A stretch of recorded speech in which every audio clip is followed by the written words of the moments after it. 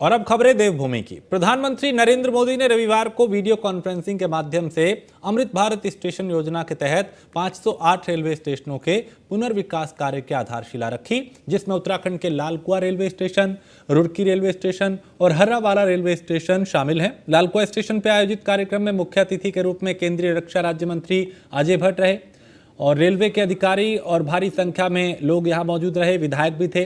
वहीं Harrawala railway station पर आयोजित कार्यक्रम में मुख्यमंत्री पुष्कर सिंह धामी और राज्यपाल गुरमीत सिंह शामिल हुए।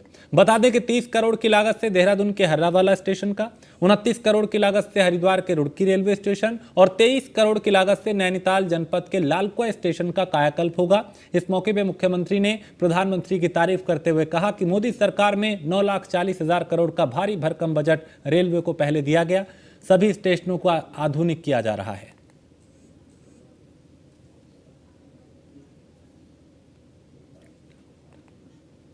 आज जिस प्रकार से न केवल रेलवे बल्कि इंफ्रास्ट्रक्चर के क्षेत्र में सशक्त बनाया जा रहा है इंफ्रास्ट्रक्चर को, वह अभूतपूर्व है। और मैं कहूं भूतो न भविष्यति। और विपक्ष में रहने वाले लोगों ने अगर हम पूर्व का अगर इतिहास खंगा लेंगे तो रेलवे को हमेशा मोल भाव के लिए इस्तेमाल किया है।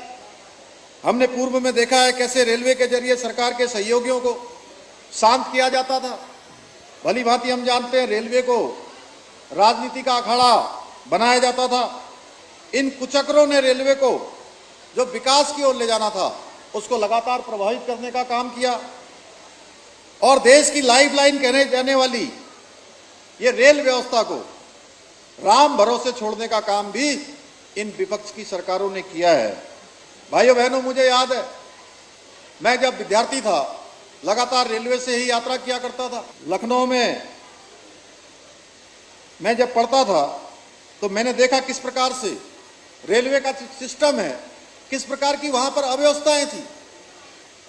लेकिन आज भारतीय रेल तेजी से बदल रही है, इसका स्वरूप बदल रहा है और आज का जो नेटवर्क है उसको देखकर गर्व होता है। वंदे भारत इसका प्रत्यक्ष प्रमाण है कि इस ट्रेन की मांग तो अब दूसरे देश भी करने लगे हैं। भाइयों बहनों, स्वच्छ भारत अभियान का रेलवे पर इतना व्यापक असर हुआ है यह पहले कभी किसी ने सोचा भी नहीं होगा। आज ट्रेनों में जो बायो टॉयलेट यूज किए जा रहे हैं, क्या पूर्व की सरकारें इस बारे में सोच नहीं सकती थी? वह भी कर सकती थी, लेकिन इच्छा शक्ति न होने के कारण से इस प्रकार के कदम नहीं उठाए गए और ये काम कभी पूरा नहीं होने दिया गया। भाइयों बहनों, आज रेल आधुनिक हो रही है, सुविधाओं को विश्व स्तरीय किया जा रहा है। रेलवे स्टेशन मॉडर्न विजन के अनुसार उनको विकसित किए जा रहे हैं, परंतु इस विकास के बीच भी हमने अपनी संस्कृति और विरासत को कतई नहीं भुलाया है। मुझे यहाँ भी बताया गया और जिस प्रकार से मेरी बात हुई है, जिन स्टेशनों की आज पुनर्विकास की नींव रखी जा रही है उन्हें जो हमारी स्थानीय संस्कृति है, विरासत है, वास्तुकला के आधार पर उनको विकसित किए जाने का काम किया जा रहा है। उनको विकास की ओर ले जाने का काम निश्चित रूप से एक सुखद अनुभव होगा।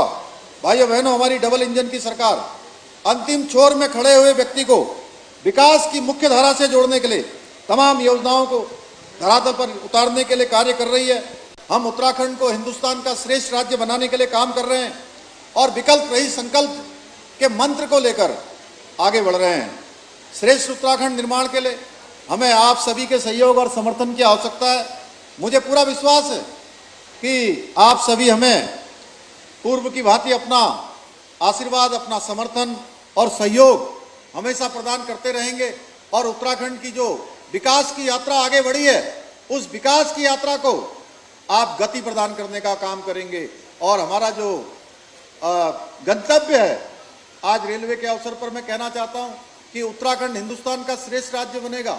उस यात्रा के हम सब सहभागी बनकर देश के अंदर हर क्षेत्र में कायाकल्प किया है। रेलवे में भी उनका जिस प्रकार से 2014 में जहां 65,000 करोड़ रुपया रेलवे के विकास के लिए लगता था, आज 2,40,000। जब से मोदी जी आए हैं, हमारे यशस्वी प्रधानमंत्री नरेंद्र मोदी जी के नेतृत्व में भारत बदल रहा है। Road connectivity, rail connectivity, air connectivity, water connectivity, connectivity के मामले में भारत प्रगति कर रहा है और 2025 तक अमेरिका का मुकाबला हम करेंगे। आप देख रहे हैं रोड कनेक्टिविटी में नए नए फ्लाईओवर, नए नए एक्सप्रेस वे बन रहे हैं।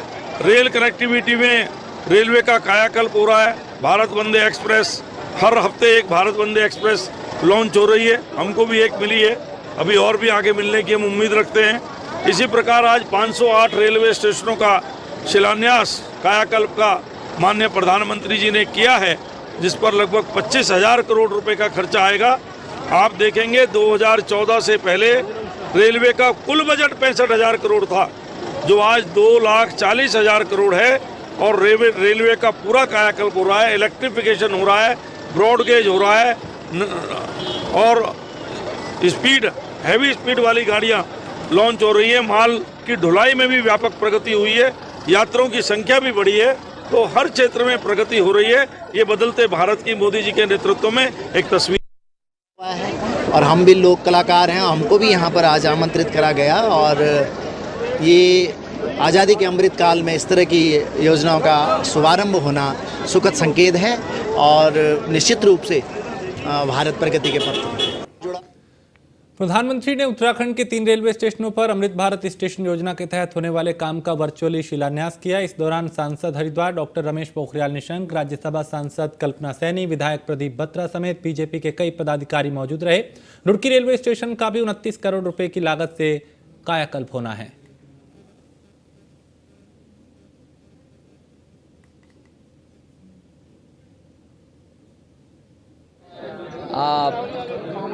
आज उत्तराखंड के 3 और हरिद्वार लोकसभा के 3 में से 2 ऐसे जो ऐतिहासिक रेलवे स्टेशन नए स्वरूप में आने वाले हैं, जो पूरे देश के अंदर 508 अमृत भारत रेलवे योजना के तहत नित नए जो एयरपोर्ट की सुविधाओं से जो समानांतर खड़ा होगा, इस तरीके की सुविधाओं से युक्त ये आज हमारा रुड़की का रेलवे स्टेशन भी आया है, जिस पे लगभग 29-30 करोड़ रुपया खर्च होगा, जिसमें लिफ्ट होगी, तमाम प्रकार की सुविधाएं होंगी। मुझे लगता है कि अब रुड़की एक बड़े आकर्षण का केंद्र हो। 14 अगस्त को बीजेपी विभाजन विभीषिका दिवस बनाएगी और इस मौके पर प्रदेश में व्यापक स्तर पर कार्यक्रम आयोजित होंगे। इसके लिए 3 सदस्यीय समिति गठित की गई है। यातना झेलने वालों की याद में मौन जुलूस और ऑडिटोरियम में फिल्म का प्रस्तुतिकरण होगा। प्रदेश महामंत्री राजेंद्र बिष्ट को इस समिति का संयोजक बनाया गया है। आदरणीय प्रधानमंत्री नरेंद्र भाई मोदी जी के नेतृत्व में जब से केंद्र में भारतीय जनता पार्टी की सरकार आई है और जब हमारे दुर्भाग्यपूर्ण हमारे देश का जब बंटवारा हुआ, उस बंटवारे के बाद बंटवारे की दंश जिन लोगों ने झेला, जो हजारों लाखों लोग उस बंटवारे के दौरान मारे गए, उनको श्रद्धांजलि देने के लिए भारतीय जनता पार्टी पूरे देश भर में विभाजन विभीषिका स्मृति दिवस के रूप में इसको व्यापक रूप से मनाने जा रही है। इसके तहत हमारे प्रदेश में 3 सदस्यीय एक टीम बनाई गई है, अपने प्रदेश महामंत्री राजेंद्र बिष्ट जी के नेतृत्व में, संयोजकत्व में, और इसी प्रकार से जिले और मंडल स्तर पर भी 3 सदस्य समिति का गठन किया जाएगा। इस कार्यक्रम के तहत मौन जुलूस निकाल करके और ऑडिटोरियम फिल्म दिखा करके बंटवारे के दौरान जो लोग मारे गए उनकी स्मृति में उनको श्रद्धांजलि दी। टिहरी जिले के सकलाना पट्टी में प्रकृति ने अपना रौद्र रूप दिखाया, जिससे क्षेत्र में दहशत का माहौल है। दरअसल रविवार सुबह मरोड़ा पुल और सकलाना पट्टी में मलबा आने से एक घर क्षतिग्रस्त हो गया, जिसमें 2 बच्चे जो थे वो दब गए। घटना के बाद दोनों को अस्पताल में भर्ती कराया गया, लेकिन डॉक्टर ने दोनों को मृत घोषित कर दिया। जैसा कि दिख रहा है कि यहाँ पे काफ़ी बारिश रात भर से हुई है। शाम 6-7 बजे से बता रहे हैं कि काफ़ी भारी बारिश हुई है और उसकी वजह से काफ़ी ज़्यादा गदेर में पानी आया है और फिर ऊपर से जो मलबा है उससे घर की जो दीवार है वो दस गई थी, जिसकी वजह से इंसिडेंट हुआ है। अब इसको रोकने के लिए और आगे से चीज़ें ना हो, इसके लिए जो समस्त डिपार्टमेंट्स को यहाँ पे कॉल किया गया है।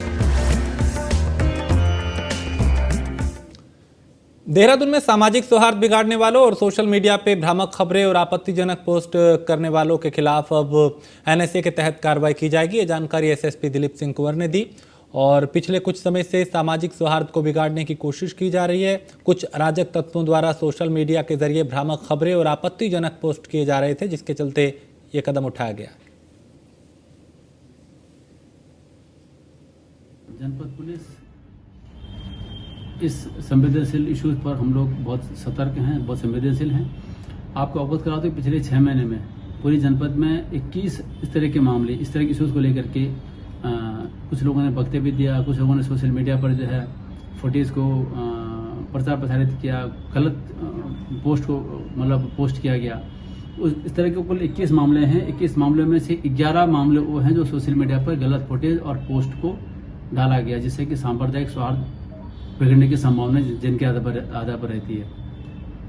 रिसेंटली हम लोगों ने 5 मामले पंजीकृत किए हैं रिसेंटली घटनाक्रम को लेकर के आपके, जिसमें कि 3 सहसपुर के हैं, 2 पटेल नगर के हैं। मैं जनपद वासियों से निवेदन करूंगा कि इस तरह के अगर पोस्ट कोई डाल रहा है या कोई वीडियो वायरल कर रहा है, कृपा करके इन अफवाहों पर ध्यान दें। और जनपद पुलिस बहुत संवेदनशील है और जो भी इसके उत्तरदायी हैं उनके खिलाफ हम बहुत सख्त कार्रवाई कर रहे हैं। किस तरह की कार्रवाई सर? इसमें मैं आगाह करना चाहता हूं ऐसे लोगों, ऐसे एलिमेंट्स को कि इनके विरुद्ध हम लोग आईपीसी आईटी एक्ट के तहत कार्रवाई करेंगे। जनपद पुलिस और सरकार के निर्देश पर पूरे देश भर में मिशन इंद्रधनुष 5.0 का शुभारंभ किया गया, जिसके तहत 3 चरणों में उत्तराखंड राज्य के सभी जिलों में मिशन इंद्रधनुष अभियान चलाया जाएगा। और तय कार्यक्रम के अनुसार पहले चरण 7 से 12 अगस्त, दूसरा चरण 11 से 16 सितंबर और तीसरा चरण 9 से 14 अक्टूबर तक चलेगा, जिसमें 5 साल तक की आयु तक के ड्रॉप आउट और लेफ्ट आउट और गर्भवती महिलाओं के छूटे हुए टीके लगाए जाएंगे।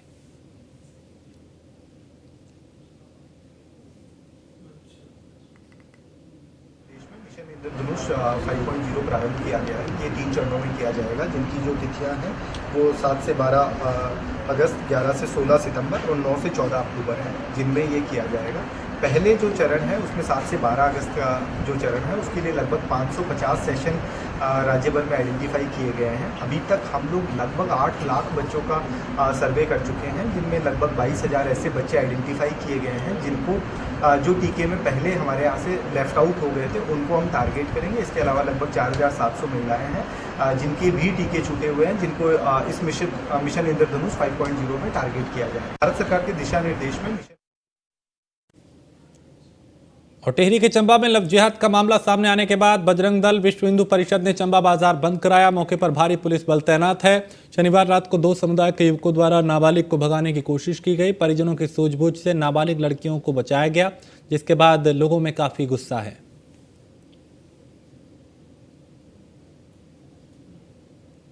घटनाएं बढ़ रही हैं और कुछ जिहादी मानसिकता के लोगों द्वारा ऐसे असामाजिक तत्व हैं जो एक सोची समझी रणनीति के तहत यहाँ पर जो है कि लव जिहाद चला रहे हैं और छोटी छोटी नाबालिग बच्चियों को भगाने का यहाँ से काम कर रहे हैं। अभी कल की घटना ले लीजिए, कल रात को ही जो है कि एक चंबा की एक नाबालिग बालिका जो 14-15 साल की बालिका है, उसको भगाने के लिए उसके घर तक के जिहादी पहुँच गए। वो तो उनके परिजनों ने उनको देख लिया, इसलिए वो भाग गए। तो हम पुलिस प्रशासन से और सरकार से मांग करते हैं ऐसी जिहादी सोच के लोगों को पकड़ा जाए और उत्तराखंड से ऐसे जिहादी लोगों को यहाँ से भगा। एक नाबालिग लड़की 14 साल की लड़की को बेला फुसला कर उसको साथ असली चेट कर रहा था और उसको कमरा बुक कराने की बात करके उसको भगाने के चक्कर में था। वो तभी उनके घर वालों को पता चला और उनके घर वालों ने तुरंत बाहर आके देखा तो तब तक भाग गया था। तो इनकी इतनी हिम्मत बढ़ चुकी है कि ये लोग यहाँ रोज़गार के लिए नहीं, यहाँ की माँ बहन बेटियों को भगाने के लिए आ रहे हैं। इसलिए मैं सरकार से भी ये करूँगा कि इन लोगों को चयनित करके यहाँ से हटाएं और पुलिस प्रशासन भी इसमें ध्यान दे, नहीं तो हम बड़ा आंदोलन करेंगे और इन जिहादियों को यहाँ से भगाएंगे। समुदाय के युवक द्वारा एक बालिका को जो है इंस्टाग्राम पे कमेंट किए गए, तो बालिका के परिवार को ये बात नहीं जब पता चली, उन्होंने फिर अपने अगल बगल लोगों को बताया।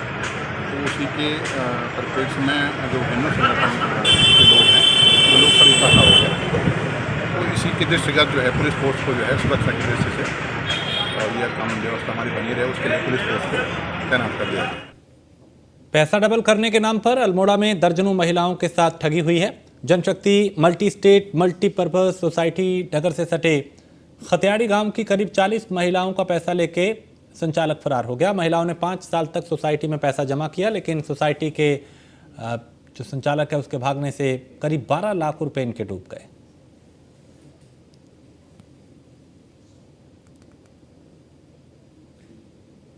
इनके द्वारा शिकायत की जा रही है कि वर्ष 2016-17 में अल्मोड़ा में Janshakti multi state multipurpose cooperative society के नाम से कुछ लोगों ने एक सोसाइटी खोली थी, जिसमें उन्होंने अपने एजेंट बीना महाजन और शंकर सिंह मेहरा के माध्यम से महिलाओं से आरडी के नाम पर धन दोगुना करने के लिए कुछ पैसा एकत्रित किया है, जिसमें करीब 8 लाख रुपए के आसपास पैसा एकत्रित किया है।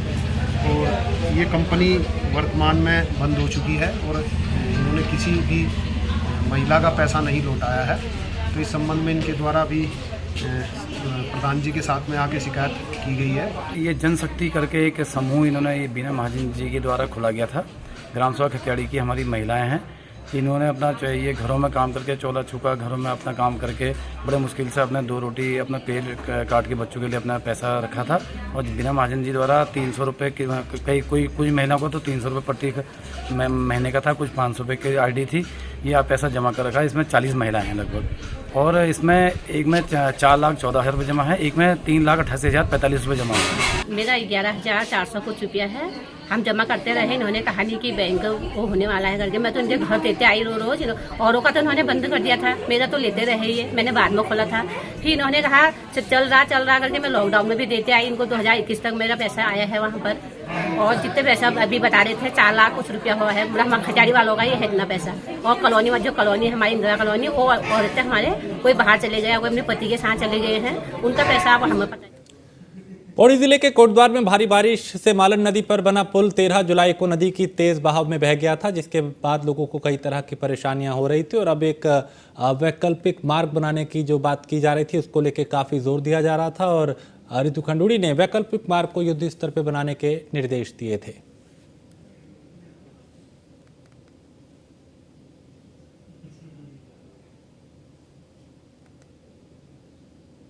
मालन नदी पर पुल गिरने के बाद वैकल्पिक व्यवस्था हम लोगों ने करवाई है, और आपको बताना चाहूँगी कि ह्यूम पाइप का पुल अभी वहाँ पर बना है।